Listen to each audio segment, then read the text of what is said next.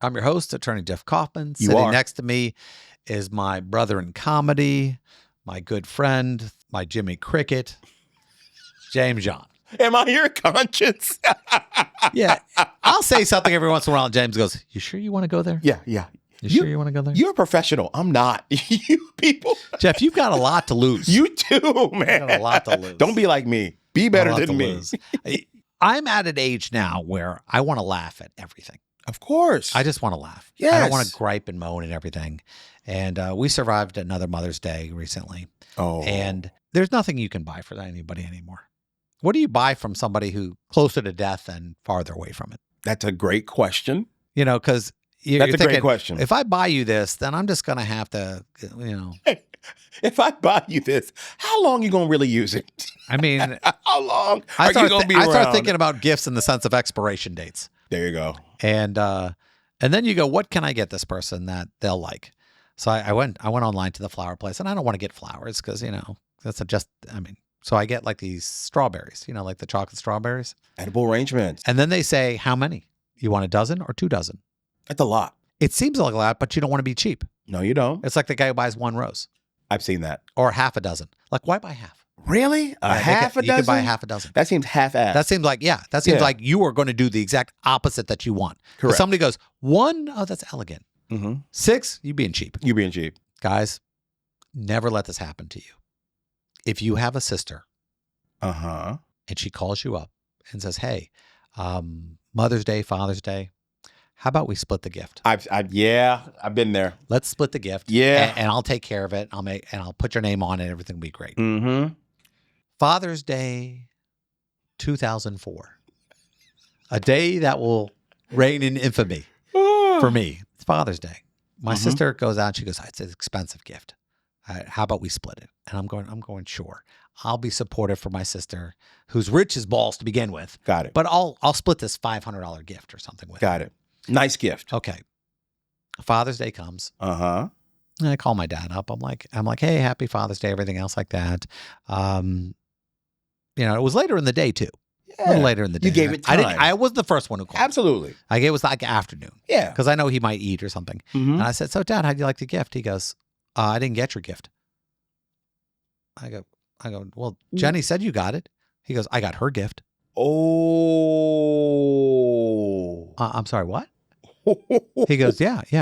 I go, well, we bought it together. Well, your name wasn't on it. Oh, snap. Oh. Dad, Uh-huh. I did pay for half that gift. Yes, I did. He goes, name's not on the card. Your sister treated you like laundry because she hung you out to dry. Bruh. I was like, hold on. Yeah. And if your name's not on the card, it doesn't count. Wow. Well, happy Father's Day, Dad. Mhm. And I have a phone call I need to make. Call you later. I call my sister up. She goes, I just forgot. I'm going, hold on. And the worst thing is this. Mm-hmm. There's no her calling and going, Dad, it was from Jeffrey too. No. Because, you know, he's going to think, Yeah. you're just covering for your brother. And that's exactly what he thought. Wow. But here's the thing. So every Mother's Day or Father's Day after that, Nope. no matter what I bought, I made sure to write her name on every gift I gave. Just to mess with her. Just so that then my mother would call and go, Jeffrey, that's not funny anymore. I think it is. I think it's hilarious. Yes. Did your sister volunteer? Of course she did. Of course. So then she calls, hey, thanks for the strawberries. What strawberries? Damn it. Every year he gets me.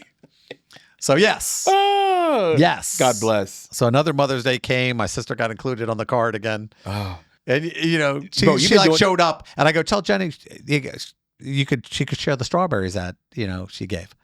Bro, you've been doing this for over 20 years. She don't even take my calls years. anymore. Yeah, I wouldn't either, man. 20 years. I love how petty you are. God bless you. I don't know if it's petty. I think it's. I'm just 21 years? I'm just making sure to Dave, include is that you. a little petty? I'm just. A little bit. I'm just including you. I'm just, you know what? Inclusion. I'm inclusion. Yes.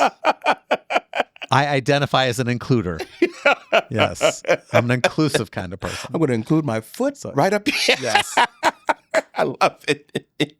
I believe in practical jokes. Gotcha. I believe if you do a joke so well that it's amazing. If it's good enough, keep it people back. always say to me, "Hey Jeff, why can't you take a joke?" Oh, I can take a joke. I'm just going to return it.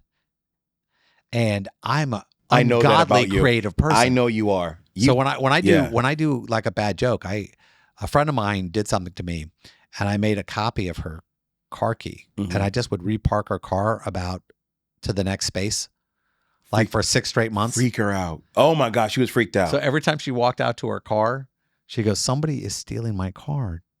Stealing for like it 10 seconds and moving it. And she would check the mileage, and the mileage wouldn't change. No. And she goes, "Somebody's just moving my car." I go, who would do that? What? Why would they do that? And then every once in a while, I would like move an item to a different part of the car.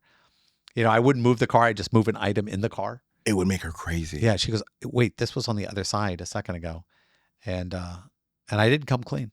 I still haven't. That's diabolical. Yeah. That's pretty good. I like it. Yeah. You forget when a joke. You forget you make a joke sometimes and it just lasts forever. Uh-huh.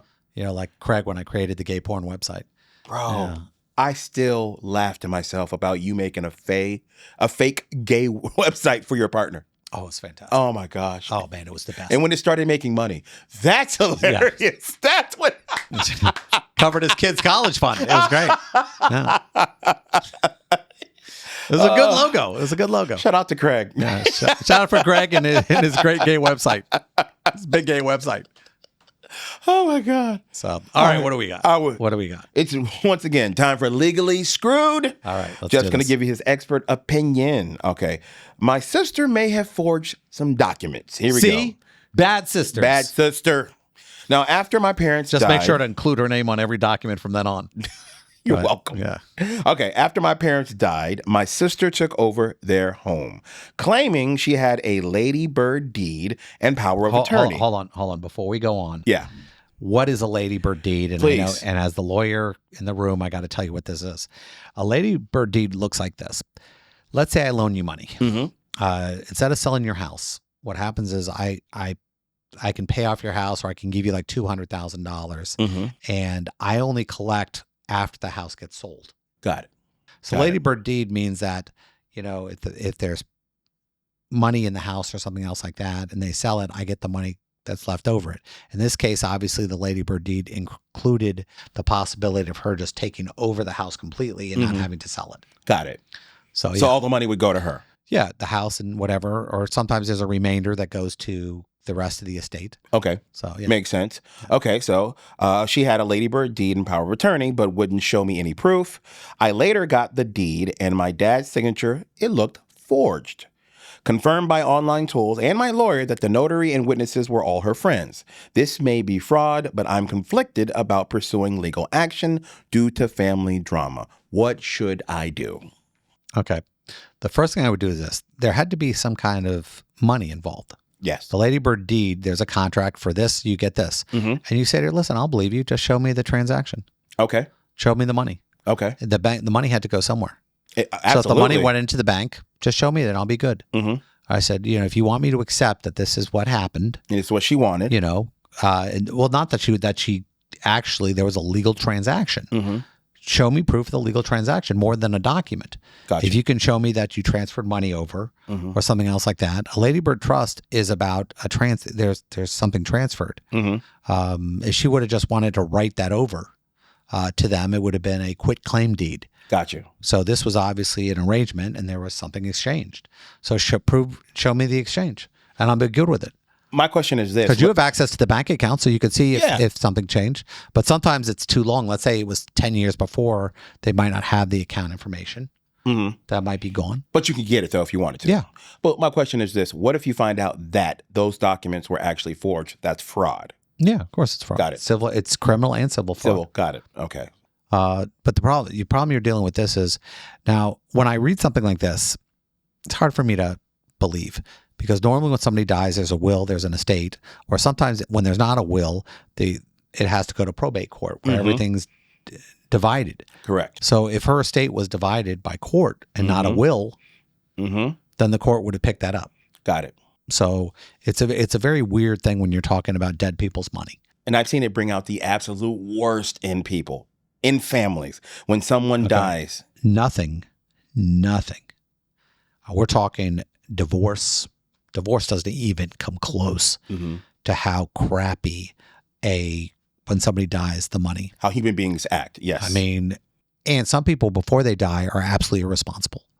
They tell people all these things. Oh, I'm going to leave you this. I'm going to leave you this. I'm going to leave you this. Which I've seen. And they lie. They lie. Yes. They lie. Yeah. So what happens is once they're dead, they don't want to take crap because then I'm dead. It doesn't matter. And it goes to this person or it goes to that person.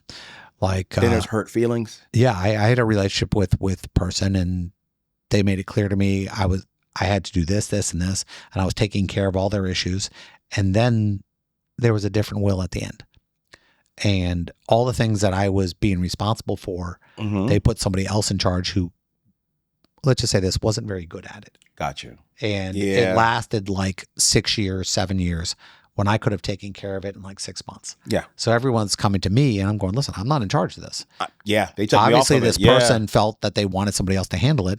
So I'm just sitting back the rest, there's nothing I can do. Yeah. And you have to be responsible when it comes to dead people's money. You have to. Now, real quick, I know we got a little bit of time. Do you recommend as a lawyer that people leave a will? Yeah. Got it. Absolutely. You are the most selfish human being on the planet if you don't leave a will, because you are going to cause hate when you're gone. And the best thing for you to do is this: let people know what's in the will beforehand. And be honest. Yeah. I mean, like my brothers weren't included in the original copy of the will, and they were like certifiable. And we wound up taking crap about it, and it made sure that the will went the other way when it came to another death. But it was painful. Now, here's what you can do. Let's say you're the recipient of money. Let's say there are two brothers. You have a brother and your father intentionally left out, wrote in the will, I don't want brother Zachariah to get any money. To get any of my stuff, yeah. Okay. So what you can do is say, no, I want to give him half. Of what I get. Yeah. Okay. Now, I've been in relationships where somebody who didn't do that. Yeah. And they don't have to do it, but, people can be scummy. It'd be nice if they do. Yeah. But in the end, take care of it, write a will. Some of them are free online. The Florida Bar has a will online. A lot of bar has one, a basic will. I don't think people know that. That's good information, man. But just make sure you do everything properly. Like you need proper notary, you need proper witnesses. Okay. Like a relative can't notarize a document for you. And you're absolutely right with that. My sister's a friend notary. can, but not a notary. Not a And then relative. you need witnesses. Like Florida, I think requires 2 witnesses and a notary. Got it. But go to their site, make sure that that's up to date, and take care of business. Also this, if you're ever sitting around waiting for money from somebody else, you're truly not fighting for your own life. I agree. So take care, fight the good fight. Don't wait for other people's money. If you want something from them, like a ring or something else, ask them before they die. Say, listen, is there any way, I don't care about anything else, you could, like my dad, he had a necklace. And I said, Dad, I'd like that necklace. And it wasn't worth a lot. But it meant something to you. But it meant something to me, and I wear it. Absolutely. All the time. So okay, nice. It means something. So be straightforward, be honest, and hopefully you have a family that you can have these conversations with. We might not be back in a few because I might have to kill my sister by the time we're done. That's good.